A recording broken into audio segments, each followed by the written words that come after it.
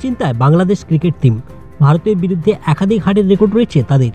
বাংলাদেশের অধিনায়ক নাজিমুল হোসেন শান্ত আত্মবিশ্বাসী কণ্ঠে ঘোষণা করেছিলেন চ্যাম্পিয়ন্স ট্রফি বাংলাদেশই জিতবে, যদিও অনেকেই তার এই মন্তব্যকে অতিরিক্ত আত্মবিশ্বাস বলে মনে করেছেন, বিশেষ করে সাম্প্রতিক আইসিসি টুর্নামেন্টে বাংলাদেশের পারফরমেন্সের পরিপ্রেক্ষিতে।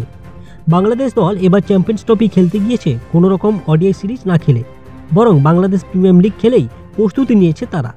অনেকের মতে এটি তাদের জন্য চ্যালেঞ্জের হতে পারে, যদিও শান্ত আশ্বস্ত করেছেন যে এতে কোনো সমস্যা হবে না। তবে ভারতের বিরুদ্ধে প্রথম ম্যাচের আগে পরিসংখ্যান বাংলাদেশকে চিন্তায় রাখছে। দুবাইয়ের মাঠে বাংলাদেশ এখন পর্যন্ত 3টি ওডিআই ম্যাচ খেলেছে, যার মধ্যে 2টিতে হেরেছে এবং 1টিতে জিতেছে। যে 2 ম্যাচে হার দুটোই ভারতের বিরুদ্ধে। 2018 সালে এশিয়া কাপে দুবাইয়ে ভারত ও বাংলাদেশের মধ্যে 2টি ম্যাচ হয়েছিল। প্রথম ম্যাচে বাংলাদেশ 3 উইকেটে এবং ফাইনালে 7 উইকেটে হারে। ভারত ও বাংলাদেশ এখন পর্যন্ত 41টি ওডিআই ম্যাচের মুখোমুখি হয়েছে, যেখানে ভারত জিতেছে 32টি এবং বাংলাদেশ জিতেছে 9টি। পরিসংখ্যান বলছে বাংলাদেশের জন্য চ্যালেঞ্জ কঠিন, তবে ক্রিকেট অনিশ্চয়তার খেলা। শান্তর নেতৃত্বে বাংলাদেশ কি পারবে এবার ইতিহাস বদলাতে, সেটা দেখার বিষয়। এরকম ক্রিকেটের নিত্য নতুন খবর পেতে আমাদের চ্যানেলটিকে সাবস্ক্রাইব